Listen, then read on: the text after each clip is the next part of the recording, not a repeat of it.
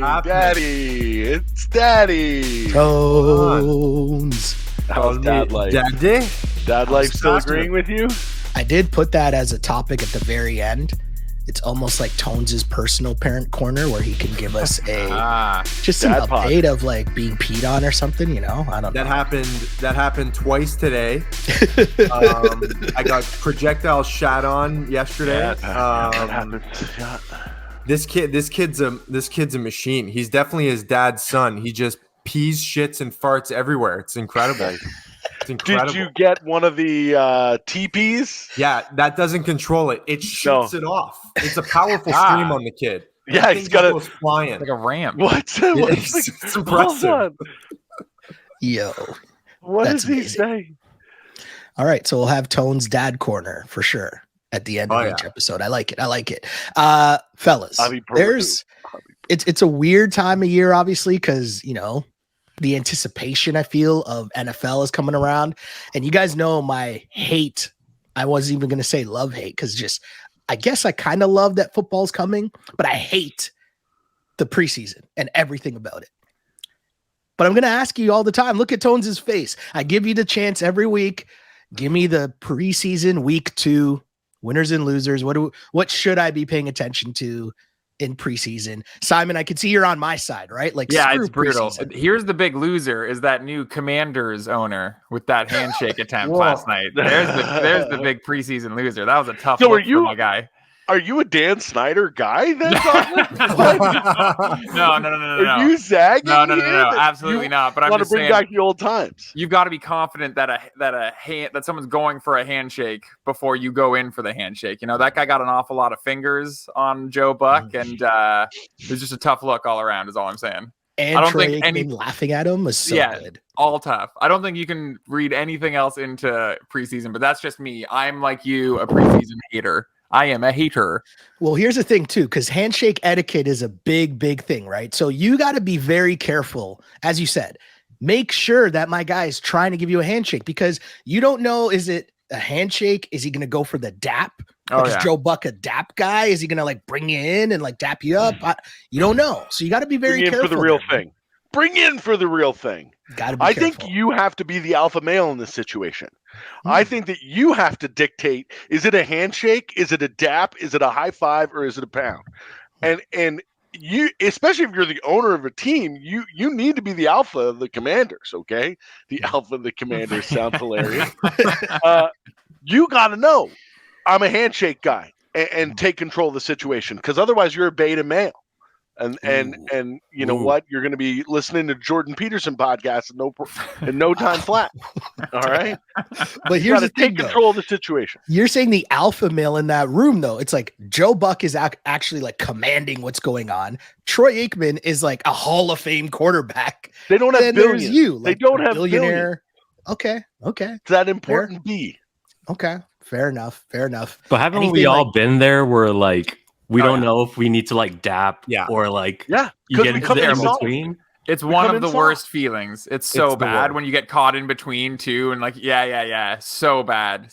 And I'm at the point now where I just lean into it. Like if I'm going for dap or whatever, like I just kind of I make it the joke because otherwise you're just gonna come out. I come in two arms. I come in 2 arms open for the big hug. You're just gonna big hug every time. So there's no question what's happening. When I come in arms wide open, okay, there's the Creed over here with arms wide open. You don't worry about it. So of Italian descent, there's my whole life I've been wondering. But like some people don't want it, and some people do one, some people do two. There is a lot of scenarios happening as you go in to just greet somebody. Now throw in like a funeral, forget it. Forget it. You just just gotta say, I'm sick. Sorry, you know what I mean? And just let it ride. There's a differentiator between like just the normal Italian greeting and then the Italian greeting at a funeral. No, but that's the normal Italian greeting. You don't know, like, is this a double cheek kiss affair? Like, probably not. Like, I don't really know. Everyone's sad. Like, is it just like that tight webby, just bring it in for the good hug? It's a real guessing game. And listen, this might just be me. I don't know if other people feel this way too. I'm just overthinking it probably, but I have had my fair share of really awkward daps in the past. Oh yeah. I come into Italian weddings with my jaw unhinged like a snake, just mouth open, ready for kisses. You know? Oh, whoa! Is that the protocol at the Italian wedding? That's the one that gets a little handsy? I don't know. Well, Webby, I got a question. Transition from Dan Schneider to this. I like that. Yeah, exactly. Any actual like serious preseason stuff from you, Tones? Like I don't really care about anything that you're about to say, but of course there is. I got a rant. Okay. Oh, nice. You go. Let the man cook. I got it. Waving off the screen. No. Jahan Dotson, quote, "We just had the biggest preseason W of all time. The Washington Commanders arguably just had their most important win in their franchise's history for like 30 years. I don't understand. They're talking shit before this game. They go in, win. Like, Sam Howell looks fine. That's exciting. Cool. These guys are acting like you shouldn't be making headlines like this in the win or loss column after a preseason game. I care about preseason. I like it. I want to see the player like Zay Flowers, my guy, like fucking doing what he's done in college. Love to see it. Wins and losses? No, that's where I draw the line. I don't give a shit about that, and nor should the fucking Washington Commanders. So loser mentality. I have a question. Yeah. Who's got more loser mentality? The team that puts it out there that they've got a 23-game preseason winning streak, like the Ravens. Every time they take the fucking field in the preseason, I hear that this is one of the longest winning streaks ever. And this does not happen naturally, okay? There is somebody in the Ravens PR team who is making sure that these broadcasts bring up that they've won all these games, okay? It's not like the Ravens are hiding away from this win streak. They love it. So who's worse, this team that's been carrying this flag for 23 games or the team that says, fuck it, we're going to go out and stop this? Okay, first off, let's give them their proper flowers. I think it was 24 games. I think that's right. Sorry, that they were going for 24. I also want to say that that's like 6 years worth of preseason games. Yeah. Tremendous. What an accomplishment. I also want to say, here's the thing with the Commanders now. They've got a target on their back next preseason game. Big time. 100%. You know? So to be the man. I was going to say, you've got to beat the man. Is there an option C for all of the above being lame? Yeah. Like, come on, man. Option C, when's week 1? Yeah, that's the real one. Yeah. We're talking about teams backup QBs here. Like, what are we doing? I'm grasping at straws, man. Okay? I hear you. I'm grasping at straws. I'm watching Little League World Series, man. I need sports. Well, I was asking you the logic of this before, like just before we started. The logic of NFL preseason where we don't want to play our starters, but we're totally cool with preseason fights in like the scrimmages. How does that make any sense? Bench clearing, like scrimmage brawls, but we don't want to play in the actual games. That makes no sense. Have you watched Hard Knocks, Shelley? I've not watched Hard Knocks. No. Okay, so there was a scene, I think it was last week, and other than the Mentalist clip with Aaron Rodgers, that was trippy. Get that dude away from me, bro. That dude's got to stay away from me. That shit's weird, man. Did you place your Jets over Niners exact score Super Bowl bet yet, or what? No. Not. I might do it just for shits. You got to save that for the pod. You got to save that for the gambling pod. Listen, yes. Yeah. I'll just say that. Yeah, there you go. So on Hard Knocks, there was a fight in Jets camp, and Robert Saleh was like, "You let him fight. You let him go." Like that's it's the best part. It's better than the preseason games is when these fight tapes leak out. Mm-hmm. But what's so funny now this year, I think it's just starting this year, is that they all look like the Great Gazoo. Remember the Great Gazoo those helmets, from the Flintstones? Yes. They're all running around with these bubble helmets trying to be tough. First of all, when you get in a football fight, it's pretty fucking stupid because you both have helmets on. Yeah. But now you're walking around with bubble wrap all over your head, and it makes it even funnier. They look like Toad from Super Mario. Yeah, they look like mushrooms running around. Yeah, it's brutal. I'll just say this, whatever Robert Saleh says, I'll roll with that because I ain't disagreeing with that dude. That guy can fight anybody. Sure. If he says fighting's allowed, all right. I take it back.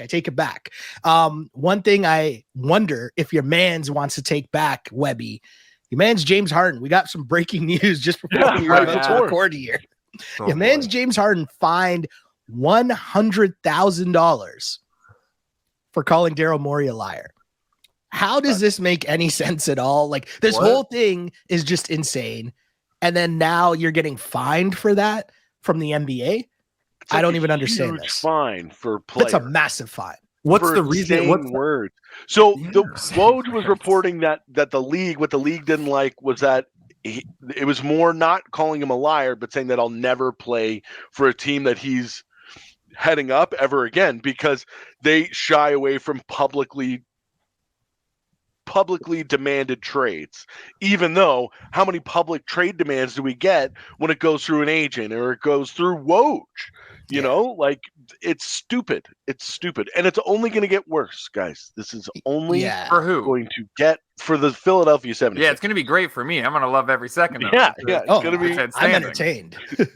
It's only going to get worse for the Sixers. Yeah, here's a quote from Woj. He says, for league purposes on the fine, Harden's comments that he would never be a part of the organization that included Morey played a bigger part in the fine, sources said. It touched on the league's rules concerning public trade demands, which is every single NBA offseason for the last decade. Or mid-season. Like, or what are we talking quarter about? Season, after the trade deadline, a draft season.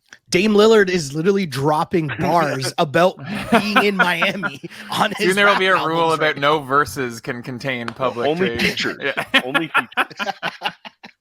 The NBA is absolutely insane. I will say B-Ball Paul was bodying up your boy Siakam, and Grady Dick cannot keep up with Hold the on. Sixers. Tones had a rant. I would like a rant here. Can we stop with the Rico Hines videos that are do you prefer Rico or do you prefer Drew League? What do you like better? No, well, here's the thing though. I get it. Okay, cool. Dudes are playing pickup basketball, and that's great.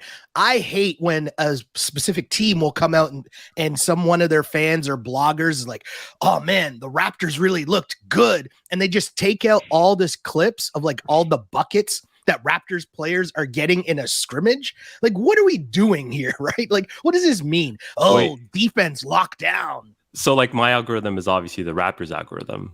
And I got all like the Grady Dicks doing sick and like Siakam and all these guys. So did you get the other one? I was getting the other one. Okay. So I was getting Grady Dick crossed up and B-Ball Paul dunking on Siakam. Oh, I didn't even get that. That's funny. Between us, I think we could figure out the final score. We could build a box score of what happened in this game. I didn't even know that other one existed. I just thought the Raptors were dominating that scrimmage. So I guess not. Maybe not. Yeah.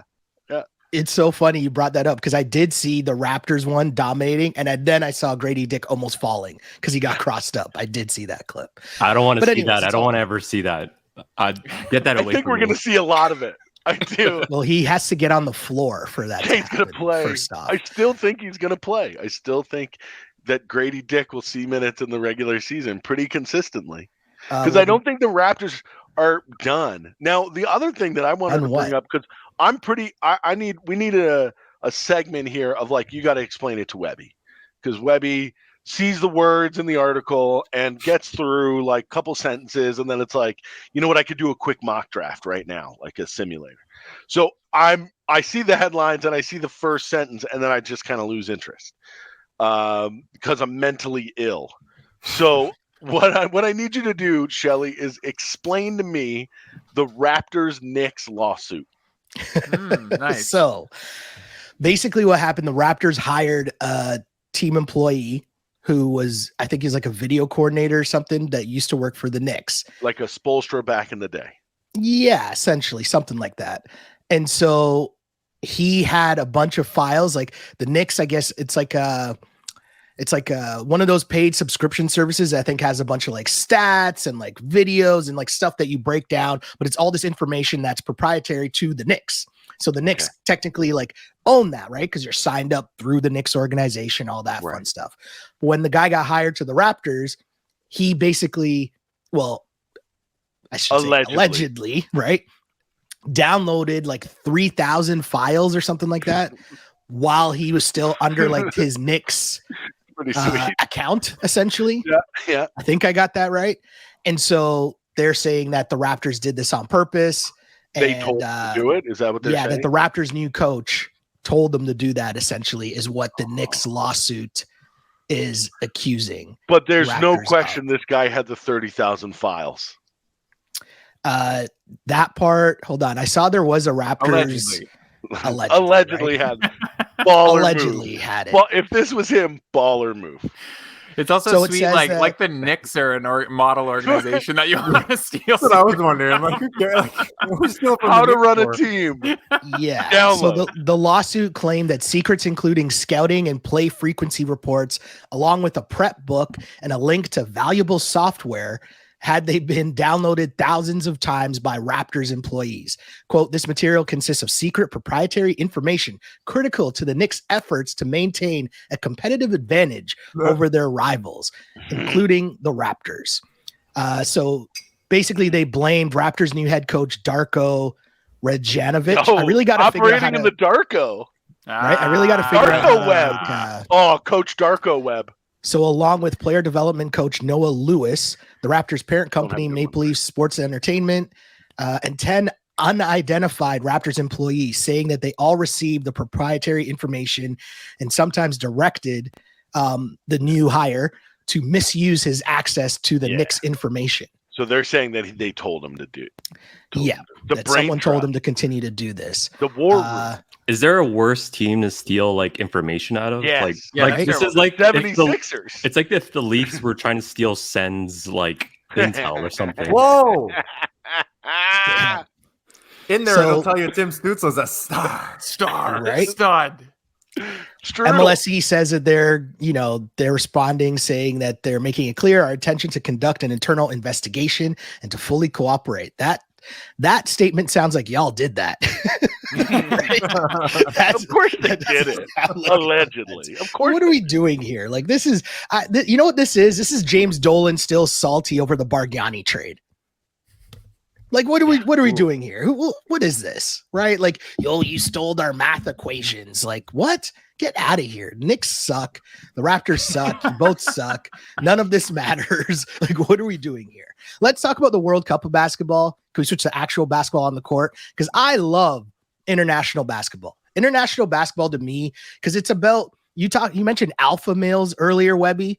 I love international ball because when we were, us growing up, forget about the dream team and all that stuff. I'm talking about Dirk having to play every single summer for Germany and drop like 40 a game just to try to like qualify for these tournaments.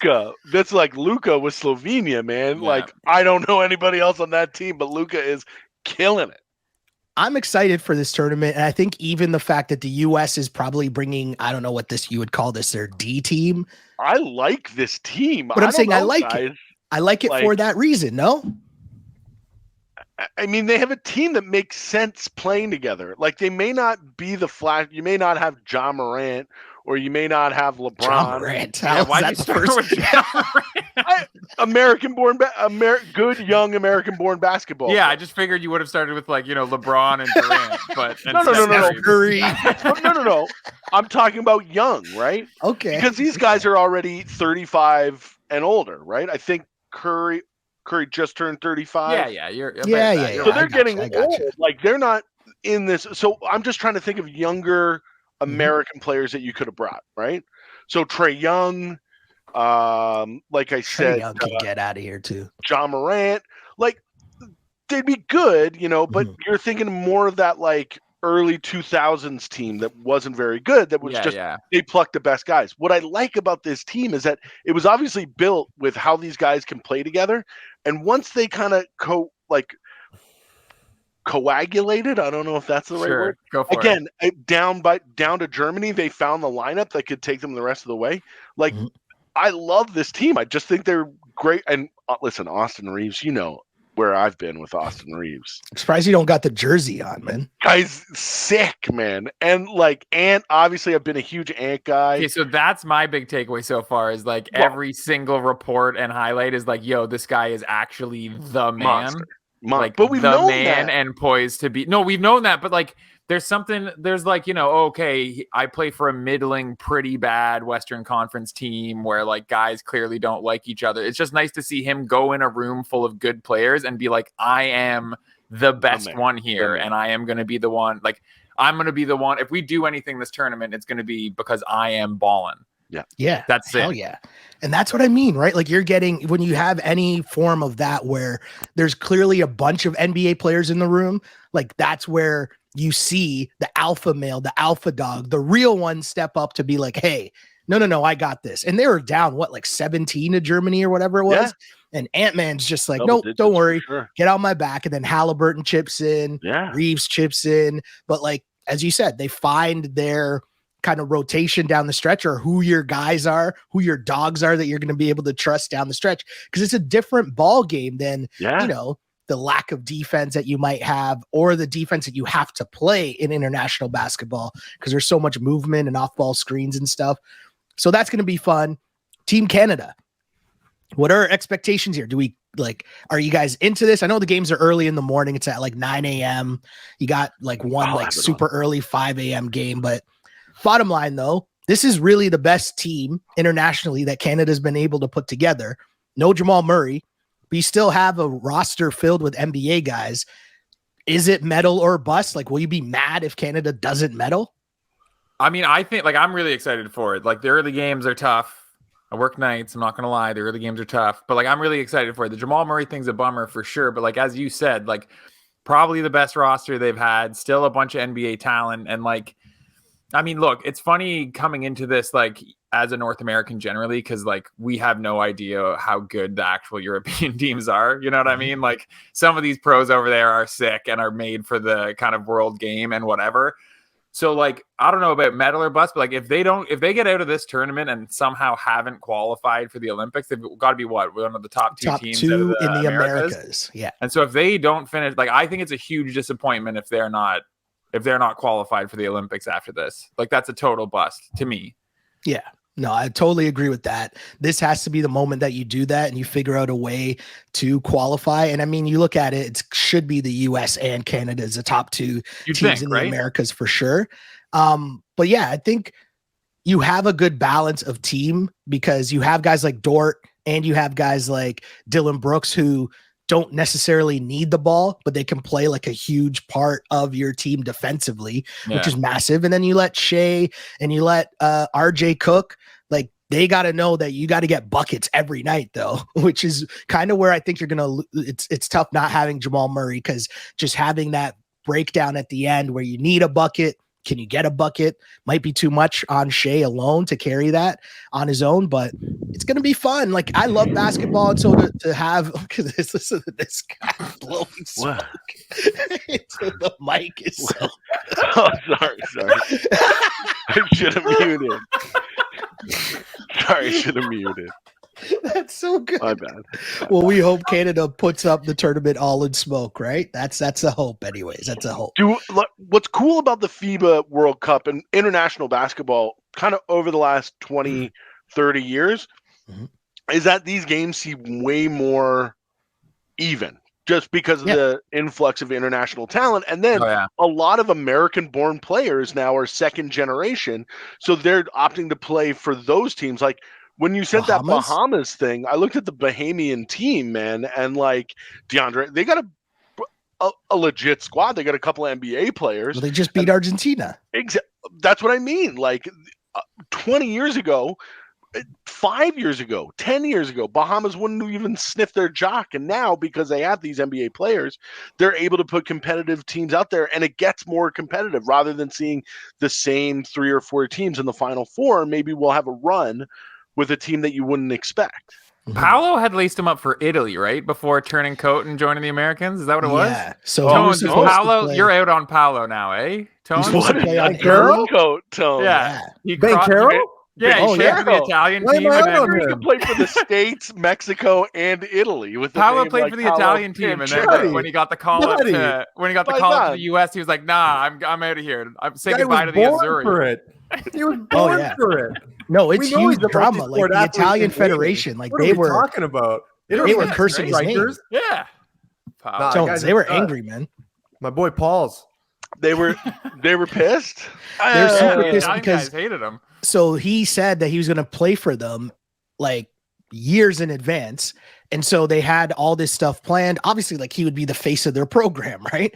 And so Grant Hill, when he took over USA Basketball, obviously they got Dookie connections, dirty Dookies, but he obviously, convinced them and said, hey, like, it's more like you should want to be a part of the US team because it's the best team, gold medal, plus the workout and training during the summer, be better for your NBA game.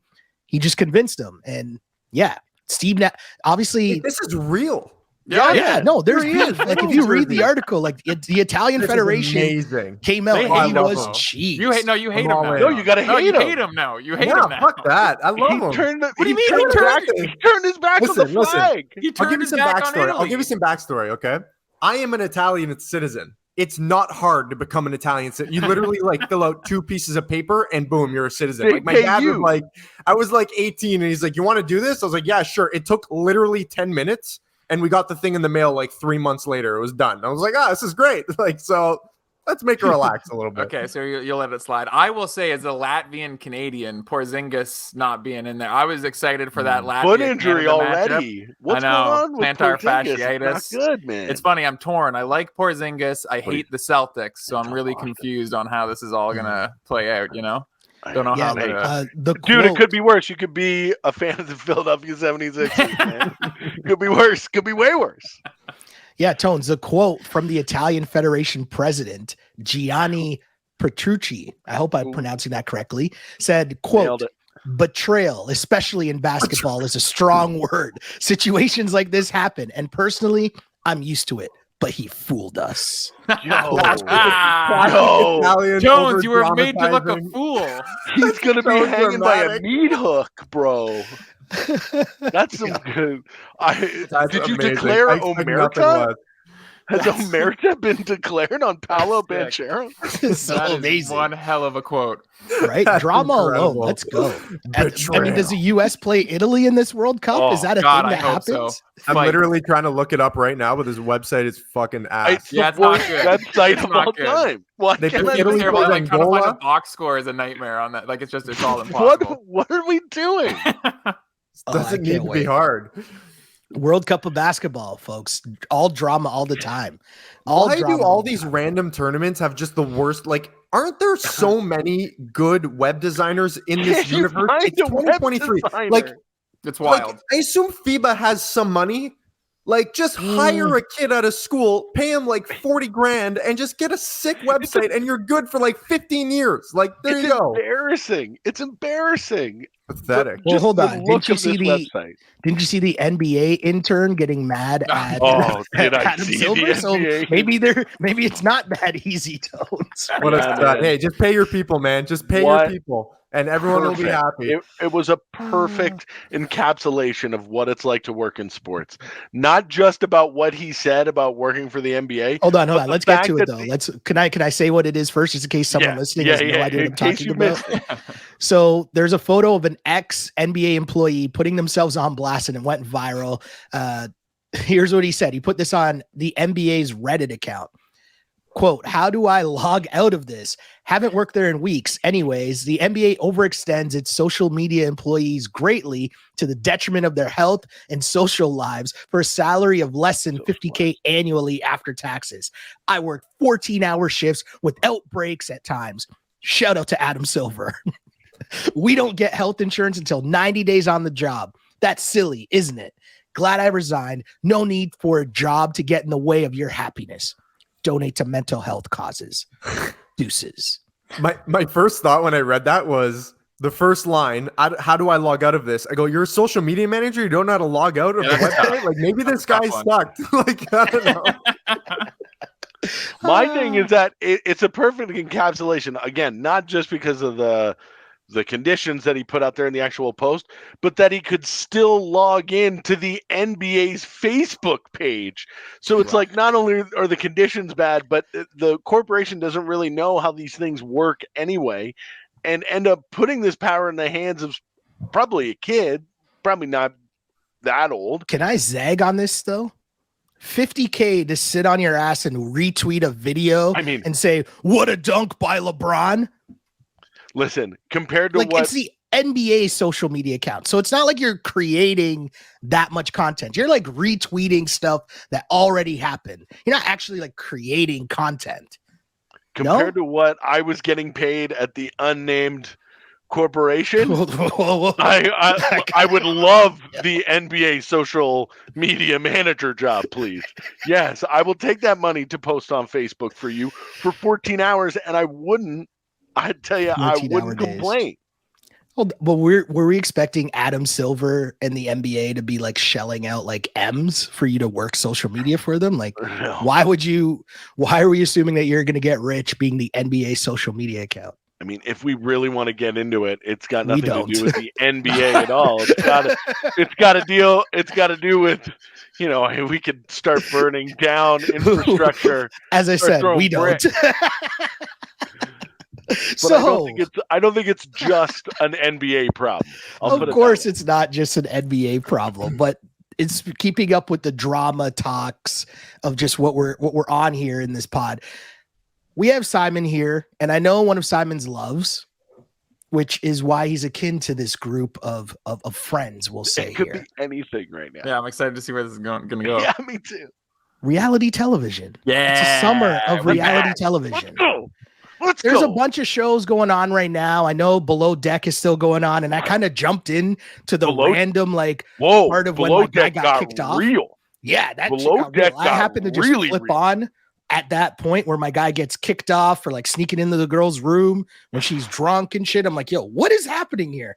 Yeah, Love Island is on, Big Brother's on, The Challenge is on. Simon, I'm gonna let you, dealer's choice. Reality TV. Where are we going first here? Summer reality TV talk. I mean, and I touched on this last time I was on. The big thing for me was the last season of Love Island UK. We are back. Surprise winners. It was just a second straight season with a surprise finale winner. It was hot.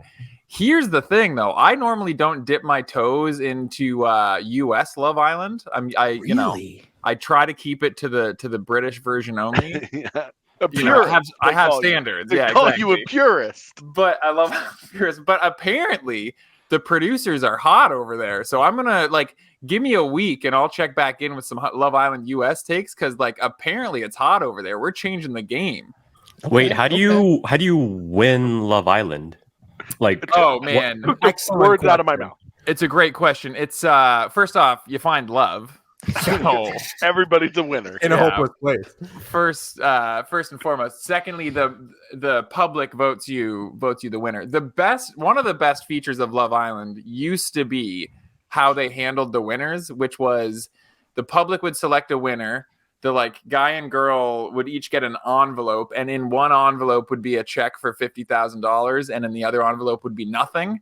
And then the person who had the $50,000 would have the choice to either keep it for themselves or Johnny Bananas. It's so much better. Yeah, but they got rid of that for some reason. No, it almost ended the challenge doing that. Oh yeah, it's a great reality TV move. It honestly is a great reality TV move. How many seasons did they do the envelope thing? They did that for maybe 4 or 5. Oh, that. But the problem with a show like Love Island is everybody knows coming out of it that their post Love Island career is contingent on being likable and getting Instagram ads. So nobody ended up doing the dirty move. But nobody ended up keeping the $50K. I don't think so. No, which is a shame. And so at that point they're why are we even doing this? That's fair. That's fair. One of the greatest reality correct. I need you to break down just how it actually works. Is it as simplistic as, because I feel like I watched a season of Love Island during the pandemic. And is it just as basic as there's couples that are on and then they just keep bringing in 1 week they bring in more guys and then hope that someone switches out. And in a way, next week they bring out. This is another explain it to me. You got to explain the process. In a way, it's that simple. So essentially what happens is people go in, let's say 5 guys, 5 girls go in, and right away they're coupled up, which essentially means you're in a couple, you're sharing a bed, you're going on dates, yada yada yada. You're in a couple, and then randomly they just start throwing in what are known as bombshells. Ooh. Now the formula there can be mixed up. It could just be one guy. It could be 2 girls. It could be 2 girls and a guy. One season it was twin girls. They really try to mix that up and throw a bunch of stuff in. It also Where's my remote control? It also like they've gotten creative with when they throw them in, right? Like sometimes the Islanders wake up and then there's just already a dude out there by the pool, or sometimes like the girls go out on a girls trip out of the villa and there are two guys waiting to take them all on dates. Like they really kind of mix up. The other big thing is Casa Amor, where halfway through, halfway through the season. So, let's say that at this point, because the numbers fluctuate wildly. It starts with 5 guys and 5 girls. Sometimes there will be like 18 people in there. Yeah, there's enough to run a football game. Yeah, at a certain point, they go to Casa Amor where they split all the couples and they send they send all the girls to Casa Amor with a whole new set of guys, and they bring in a whole new set of girls. Wow. So the cast doubles. The cast doubles immediately. And then, they just try to and now they've started doing things like bringing in ex-girlfriends or whatever, like really trying to fan the flames. Yeah, they're really, so we're trying to mix it up here. The best part of Casa Amor is that neither of the old groups know what the other group is doing. So you can be coupled up with somebody and be thinking like, oh, she's going to be super loyal. And then they do this dramatic reveal of when they come back into the house, either alone or with someone new. And the reactions, it's just meme after meme after meme after meme. It's flawless. So is this such a brilliant idea? US and UK do the same? I'm assuming US does the same. Again, I've never watched a second of US. Because that was going to be my question. I watched one episode of US and I go, they're not saying bruv. There's not a bit of me. Like no one's calling someone no one's calling someone a good geezer. Oh yes, you do. Yeah. So that's partially why the UK is the best, because it's because there's these like regional hatred. Like a scaffolder from Newcastle could date a Welsh nurse. You know what I mean? Like we're really mixing it up. And there's always a footballer. Always. Oh yeah, like a semi-pro footballer. Yeah, semi-pro. Like the narrator is hilarious. Middle center back, Sunday leaguer, is in there. As they call the them. Narrator is hilarious and will like somehow find like what team the dude plays for and just start chirping how bad this amateur team is, like while he's doing little narrations for it's great. 10 of the 10. Cannot recommend strongly enough. This is awesome. And much like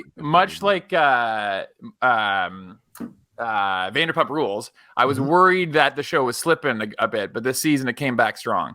We had a big bounce back for Love Island. Okay. How close are we, Simon, from a VPR trailer dropping, do you think? Oh, I mean, we got to be getting there, right? Because they film in the summer, right? Mm-hmm. Yeah. So we're probably wrapping up filming soon. We got to be getting a trailer for this bad boy soon. Teaser comes out mid-September. Full trailer comes out early October, and then we're ready to go. Like got to be ready to go this fall. Full like the teaser with just the bit of the song, like. No, you know what they need?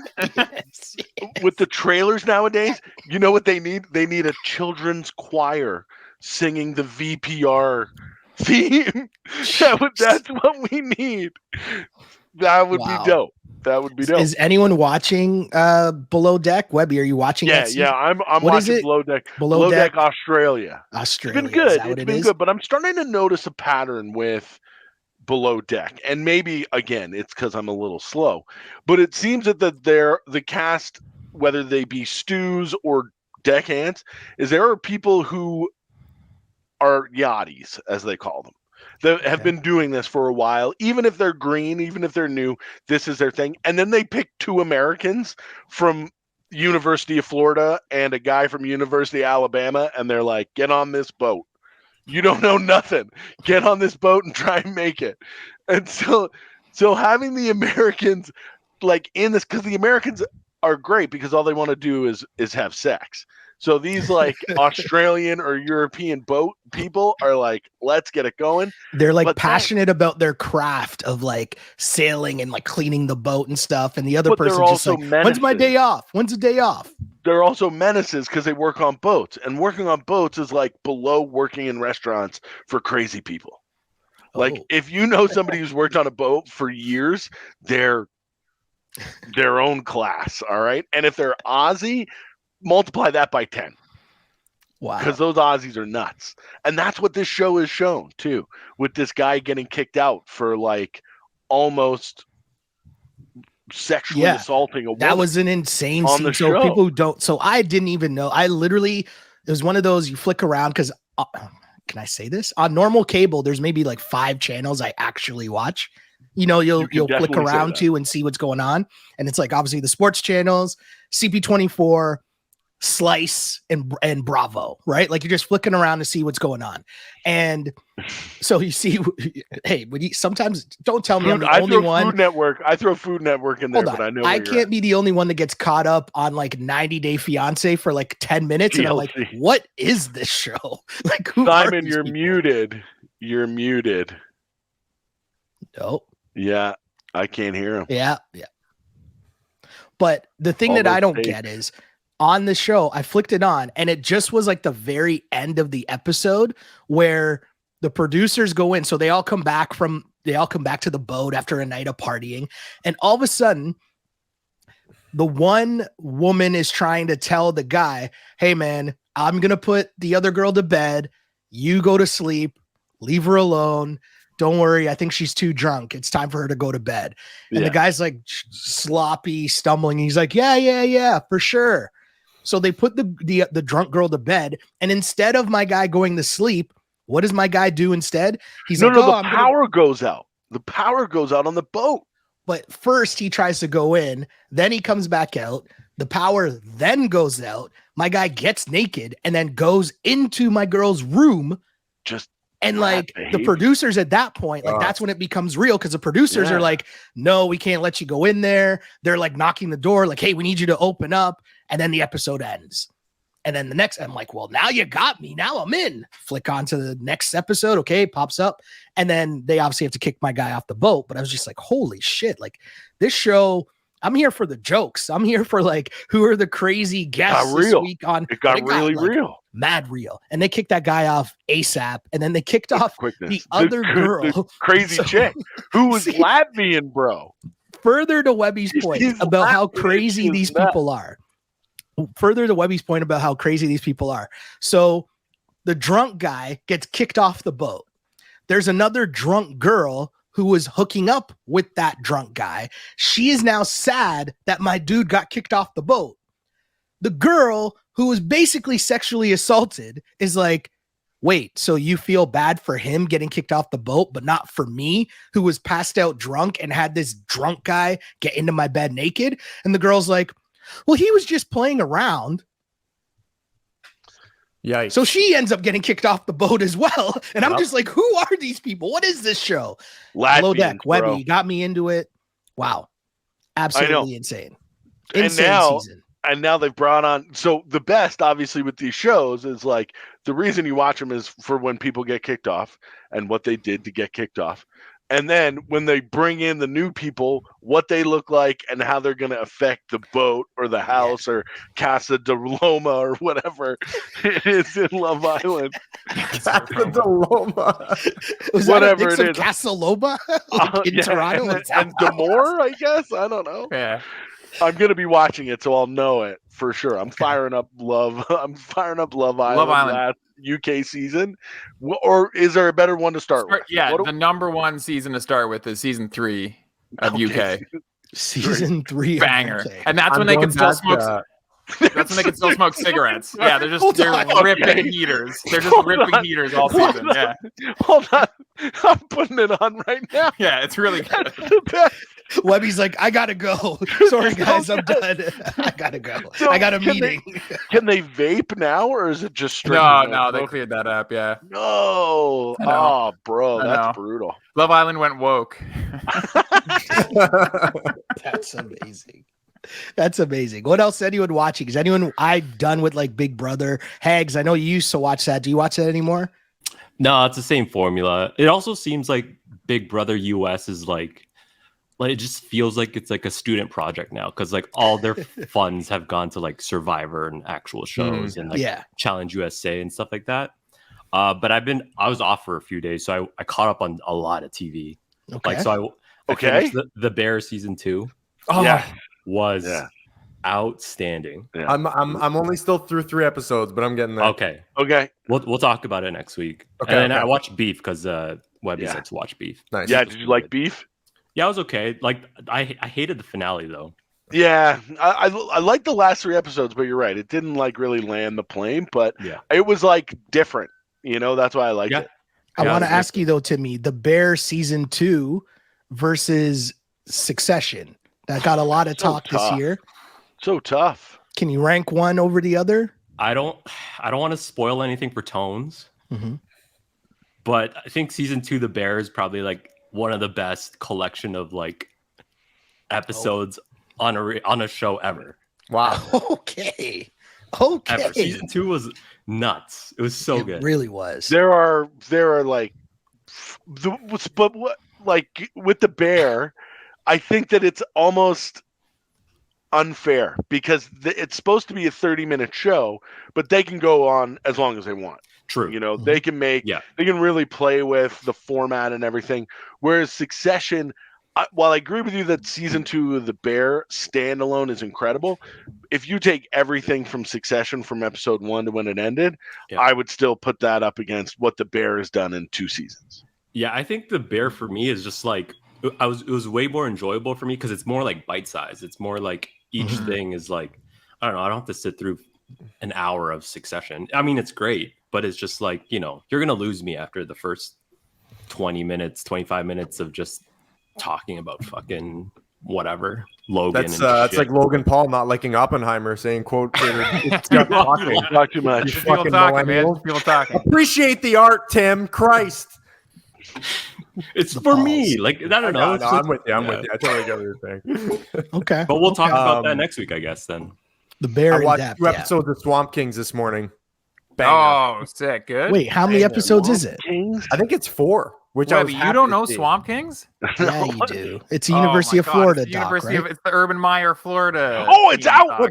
Yeah, this is your thing. Like, what are you talking about? It's 4 episodes. It's 4 parts. Oh, the Johnny one was good though because it was just like an hour and a half, and I was. This is good. No. The first episode's like 40 minutes. The second one's like 45, I think, and then I'm sure it gets longer. And are we just doing like the 2000s, or are we doing like the whole history of Florida Gators football? It looks like it's the Urban Meyer teams. Yeah, it's just that Urban Meyer. Isn't Urban Meyer in it? Yeah. Yeah. So how like Tebow? Yeah, how deep are they going to get? Yeah. How real are they going to be? So far, it's pretty deep. I mean, 10 minutes in, they were showing them wrestling at practice. And I'm like, oh, I get why this guy failed in the NFL. I get that. Yeah, that checks out. Like, this guy's fucking elbowing dudes' ribs. I'm like, it's the quarterback. What are you doing? Like, it's crazy. That's what I like about. I don't know. I mean, it seems good. Like, the players are involved in there too. I think it's going to get like Tebow there. Yeah, Tebow's in it, and cornier than ever. Yeah, it's good. It's good so far. I think that like I'm at. I don't want to spoil it, but like whatever. Like I'm at the end of they just won the first title, and I think now it's going to get like into the depths of like when shit got really crazy, like Tebow mania, and like was Hernandez on the team with Tebow? Yeah, so he'll get recruited and all that shit. So like, yeah, I imagine now it's going to start to see the Percy Harvin is another kind of wild guy from that era. White receiver who played for them. Riley Cooper. Yeah, there we go. On the Eagles, yeah. Wow, oh Riley Cooper was on that team. Yeah, Riley Cooper was on that team. There's like, there's a big list. I remember Percy Harvin being there. I forgot about Brandon Spikes completely. Yeah. Hernandez was there. I'm trying to remember. Didn't they have another good like a bunch of guys on the D line? So hold on, but you're in on this though, Tones. Like it's good so far. Great. It's great. Okay. It's great. Okay, so homework assignment for next week. Exactly what I wanted. Yeah, I'm definitely gonna. Yeah, I'll be super in. I'll probably finish it today, to be honest. Yeah. Like it's perfect. Like feeding the baby. Like just fucking throw it on. It's great. But that's why I like the Johnny doc though too, is because he didn't give a fuck. I mean, given those interviews, he didn't give a fuck. Like guys like Urban Meyer, Tim Tebow, they might hold back a bit. Tebow won't hold back a bit. Tebow will just be like that's just who he is. He is a cornball. Yeah. He doesn't know that. Yeah, it's not like turning off or on. Like that is just who he is. A giant, huge cornball. Has Cam Newton shown up yet or no? Not yet. Cam's gonna be there. Yeah. Okay. Keep your laptop safe. Winning Time episode 3. Anyone? Is it the Larry Bird one? Doesn't it come out tonight? How are you? No, you're Sunday one night. episode ahead. Sunday night. I thought. Sunday nights, man. What? Yeah, it comes out on Sunday nights. I always catch it after Hard Knocks, and I'm like, oh, cool, Tuesday night. This is, oh, wow, fuck. All right, I'm gonna watch that tonight. I'm an idiot. No, Sunday night. But it's just hilarious because they tell the story of how Larry Bird ended up at Indiana State, and basically he shows up. The coach is so he first went to Indiana and then dropped out because he just hated it there. Comes back home, and then the Indiana State coach is like recruiting him to come play for them. And Larry Bird's like telling him, no, I don't want to come, whatever. Finally convinces him to show up to a run. And Larry Bird is in jeans and just cooks everyone. And they actually font it during the scrimmage. They're like, yes, he actually wore jeans. And then you look up the story and it's like, yeah, that's how the story goes. Larry Bird showed up to their practice and cooked them in jeans. And that's how he ended up going to Indiana State. I still love this show, man. It's just a great piece of art. Like, I know that they're embellishing stuff and like making it, over the top but it's just like a fun show, right? Like, we're allowed to have some of those. Like, not everything has to be like the serious or like what. Like, some things can just be like a fun show that is like, I don't know, a ride to watch. Like, I'm with you. I haven't even started this new season, but like, I loved the first season partially because some of it was dumb and some of it was like over the top. Like, I love that. Exactly. And the acting performances, man, like the beef right now between Westhead and Riley is so good. And even though you know what's going to happen, like the tension building between them is so good. And it makes me hate Paul Westhead so much. Like the way that, what's my guy's name that plays him? Why am I drawing a blank? Yeah, I fucking forget his name all the time. Jason Segel. Yeah. Is it Jason Segel? Yeah. Yep. He just plays them as such a like dope, right? Like, I don't know. He just is such a like hateable figure that you're watching it all happen. You're like, I totally see why this guy got shivved in the back and kicked out of the team. Right. But great show. Still cooking. Winning Time, episode 3, I guess. The guy that got to play Larry Bird shoots just like Larry Bird. They must have worked on that, the like over the head release thing. Yeah, I'm amazed at that, man. Because that's one of the biggest things in sports shows or sports movies is like, oh my god, how good the quality of play is, and this is pretty damn good. Some people, like I guess, like Wesley Snipes had never played basketball when he did White Men Can't Jump. Really? Oh, yeah. Yeah, he had like never played before. Meanwhile, Woody's out here just cooking. Well, right? Wood. Come on. Please tell me nobody watched the remake of that movie. No. Okay. No, sorry. No. I see that like on my thing every day, and I'm like, I will never click on this. No. Was not interested. Not gonna happen. Timmy Heggs, I think it's time. We got 2 things left here. 1, Tones. Do we have a Tones segment here? Or have we crossed that off already for this episode? What? Tones guys, I don't dad know what update. day it is. What's happening? We are doing each episode a new dad update with Tones. Oh, okay. What do we got here? He's watched 2 Saints games already. He loved them both. Yes, attaboy. He pooped a lot during the first one, so I don't know what that's supposed to tell us about their. They won. They did win. Looking great. What an offense. We're back, baby. We are back. We are back. He's just pooping and shitting a lot. And like, boys, like listen, the sleep has been okay. It's been okay.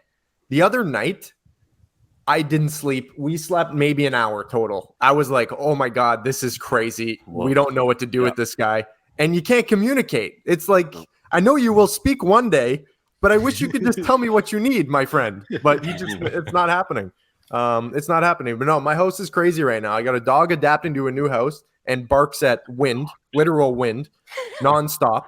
It's nuts. But that's basically it. He's pooping, he's shitting, he's a happy baby. It's wild. It's still crazy to think that he came out of my ball sack, but it's nuts. Podium games, probably. I'm gonna give it to Webby today. Webby, a lot happier than last episode. I got a lot more joie de vivre than I did last episode. A couple moments in the episode where he blew into his mic while Shelly was like mid take. That was good. That was real good. The wheels fell off. So good. He also just dropped a Latvians, bro, during during the below deck my people. situation. So okay, so you're telling me I got to come up with some sort of take or recommendation here, or whatever. Anything you want, man. Anything. What did you do this weekend? I don't know. I don't even know. What day is it? Tuesday? Oh, it was my. Oh, I know what we'll do. It was Ivy's 3rd birthday. Hey, Yeah, birthday. so I think we should. You know, she's just 3, but raise a glass whenever you can. She had a great birthday. We got a lot of dolls. Okay, Nice. And we're really into Disney princesses. 3 specifically: Moana, Merida from Brave.